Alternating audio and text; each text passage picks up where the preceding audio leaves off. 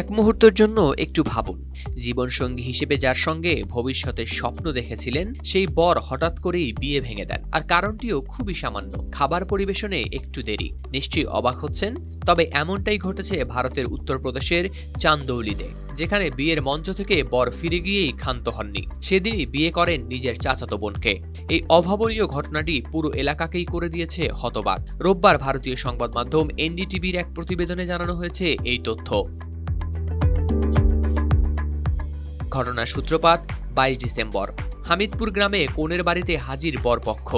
অতিথিদের জানানো হয় উষ্ণ অভ্যর্থনা, খাবার পরিবেশনেরও ছিল ব্যবস্থা। কিন্তু বিয়ের সময় মেহতাব নামে বর ও তার বন্ধুরা খেতে বসলে খাবার পরিবেশনে হয় একটু দেরি। এ নিয়ে মেহতাবের বন্ধুরা তাকে ঠাট্টা তামাশা করলে সে প্রচণ্ড রেগে যায়। রাগের মাথায় তিনি কনের পরিবারকে গালমন্দ করেন এবং বিয়ে ভেঙে দেন।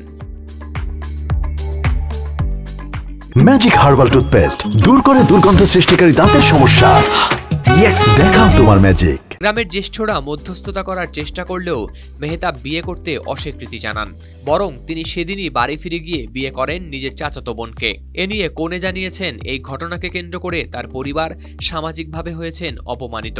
কনের মা অভিযোগ করেন, বরপক্ষের প্রায় 200 অতিথির খাবারের খরচ এবং বিয়ের অন্যান্য আয়োজনের জন্য তারা ব্যয় করেছেন 7 লাখ রুপি।